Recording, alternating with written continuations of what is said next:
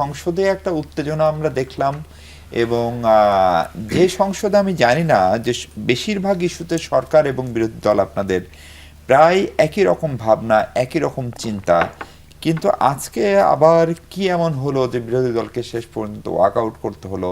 এবং সালাউদ্দিন সাহেবের যে বক্তব্য নিয়ে উত্তেজনার সূত্রপাত, তিনি হাসনাত আবদুল্লাহ এবং শফিকুল ইসলাম মাসুদ দুইজনের বক্তব্যের টোন নিয়ে সম্ভবত কথা বলেছেন, যেটি পল্টন বা শাহবাগের টোন, সেখান থেকেই কি তাহলে ঘটনার সূত্রপাত? ধন্যবাদ আপনাকে এবং একই সাথে সিনিয়র আলোচক তাদেরকে ধন্যবাদ জানাই। প্রথমত বিষয় হচ্ছে যে আমি কিছু অধিবেশন দেখলাম, সেটি হচ্ছে যে হাসনাত আবদুল্লাহ বিগত পুলিশ থেকেই তো প্রতি বছর মানে প্রতি 6 মাস 3 মাস পর পর বিভিন্ন প্রতিবেদন দেওয়া হয় যে আইন শৃঙ্খলা বাহিনীর পক্ষ থেকে যে এতগুলো হচ্ছে হত্যাকাণ্ড হয়েছে, এতগুলো আটক হয়েছে, এতগুলো তদন্ত আছে। তো ওই পরিসংখ্যান উল্লেখ করেই বিরোধী দলীয় সংসদরা এই বিষয়টি স্বরাষ্ট্র মন্ত্রণালয়ের কাছে জানতে চেয়েছিলেন। স্বরাষ্ট্রমন্ত্রী বললেন যে এটা আসলে পল্টন বা শাহবাগ না, এখানে স্পেসিফিক তথ্য বলতে হবে। তখন মূলত এই জিনিসটা আর কি আপনার হচ্ছে উত্তপ্ত হয়। কারণটা হচ্ছে পুলিশের এই পরিসংখ্যান বা এটা তো ওনার নিজের ডিপার্টমেন্ট, একান্ত স্বরাষ্ট্র মন্ত্রণালয়, তার অধীনেই পুলিশ, সেই আইনশৃঙ্খলা বাহিনীর থেকে তথ্য উপস্থাপন করা হয়েছে। সেইটাই বিরোধী দলের সংসদ যখন তুলনামূলক বলছে যে করে যখন তার কাছে জানতে চাইছে, তখন তিনি এইটাকে বললেন যে এটা তো স্পেসিফিক ডাটা না বা এরকম। তো তার মানে এটা হচ্ছে যে তার নিজের ডিপার্টমেন্টের অধীনের যে ডেটাটা আসছে সেটা হয় তিনি হয়তো ব্যস্ততায় পড়েন নাই, অথবা এইটা হয়তো তার কোনো কারণে স্কিপ হয়েছে। তাহলে এইটা তার নিজ ডিপার্টমেন্টের প্রতি তো এক ধরনের অবহেলা, অথবা তিনি আসলে ধ্যানে খেলে স্বরাষ্ট্রমন্ত্রীর দায়িত্ব আছেন কি না, কিংবা হচ্ছে এই দায়িত্বগুলোর ক্ষেত্রে যেমন আমাদের গতকালকেই আমাদের আরেকজন সাংবাদিক তিনি সম্ভবত বলেই ফেলছিলেন যে স্বরাষ্ট্রমন্ত্রী তো সালাউদ্দিন সাহেব নাই।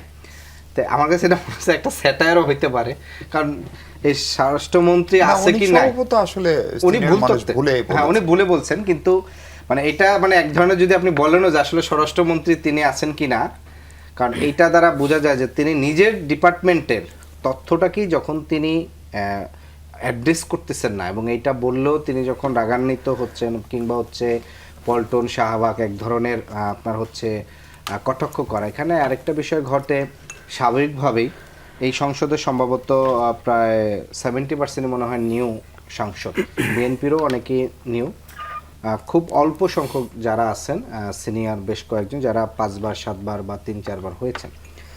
তো ফলে সরকারি দলের অনেক সাংসদের ভিতরে একটা অ্যাটিটিউড থাকে যে আপনারা সংসদে নতুন আসছেন, অনেক কিছু জানেন, অনেক কিছু শিখেন, তারপরে প্রশ্ন করেন। তো ফলে এটা হচ্ছে এক ধরনের তাদের মনস্তাত্ত্বিকভাবে বিরোধী দলের যারা সাংসদ থাকেন তাদেরকে এক ধরনের চাপে রাখা কিংবা ব্যাড টোন করা। এবং আমরা দেখছি বিরোধী দলের নেতা যখন মন্তব্য করতে দাঁড়িয়েছেন তখন সরকারের মন্ত্রীরা এটা এই এক ধরনের নেগেটিভ টোন করছেন, এবং তখন একটা উত্তেজনাকর মুহূর্ত হয়েছিল। এবং সালাউদ্দিন সাহেব কথা বলার সময় হয়েছে, হ্যাঁ, এবং সালাউদ্দিন সাহেব যখন কথা বলছিলেন তখন এই জায়গাগুলো আবার আলাদা আসছে। তো ফলে এই আচরণগুলো আমার কাছে মনে হচ্ছে যে, এবং আজকে ওয়াকআউটের ক্ষেত্রে মূলত বিরোধী দল যেটাকে স্পেসিফিক বলছে যে আজ দেশে নানা সমস্যার জর্জরিত। আমরা ইতিমধ্যে দেখেছি যে জ্বালানি খাতের একটা চরম সংকট চলতেছে, গ্যাস, বিদ্যুৎ, দ্রব্যমূল্যের। কিন্তু বলছিল সালাউদ্দিন সাহেবের এই বক্তব্য বা ওই শব্দটি যদি প্রত্যাহার করা না হয় তাহলে ওয়াকআউট করবে, কিন্তু সালাউদ্দিন সাহেব দাঁড়িয়ে বলেছে আই উইথড্র তিনবার। ডিটেইলস একটা রিপোর্ট দেখলাম একটা জাতীয় সংবাদ মাধ্যমে, যে তারা বিশেষ একটা অধিবেশন মানে চাইছিল, বলছেন যে দেশে নানা সমস্যা জর্জরিত আছে, সেই ইস্যুগুলো নিয়ে একটা বিশেষ অধিবেশন হোক। সেই বিশেষ অধিবেশনটা আহ্বান করা হয়নি, এবং এর পাশাপাশি বলছিল যে পূর্ণাঙ্গ সংস্কারের জন্য যে গণভোটে যে গণরায়ের প্রেক্ষিতে যে সংস্কার পরিষদ গঠন করা ছিল সেটা ডাকা হয় না। তাই উনি বলছেন যে এখন যে বিল উত্থাপন করা হচ্ছে, বিল উত্থাপন করে মূলত পুরনো সে ধারাবাহিকতাটাই রক্ষা হচ্ছে। এবং কিন্তু আদিব, আপনি বিশেষ অধিবেশন সংসদে চাইবেন আর তার আগে লং মার্চ কর্মসূচি ঘোষণা করবেন, তাহলে দুটো সাংঘর্ষিক হয়ে যায় না?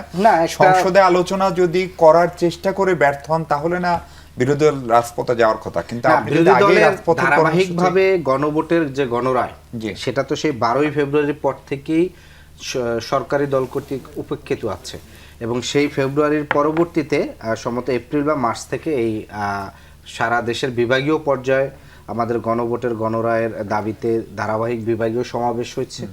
5ই সেপ্টেম্বর লং মার্চ আছে এবং এই সর্বশেষ রোববারে সংসদ অভিমুখে কর্মসূচি আছে এবং তারপরে হয়তো আপনার শেষে অক্টোবরে গিয়ে আপনার হচ্ছে মহাসমাবেশ হবে গণভোটের গণরায় ইস্যুতে।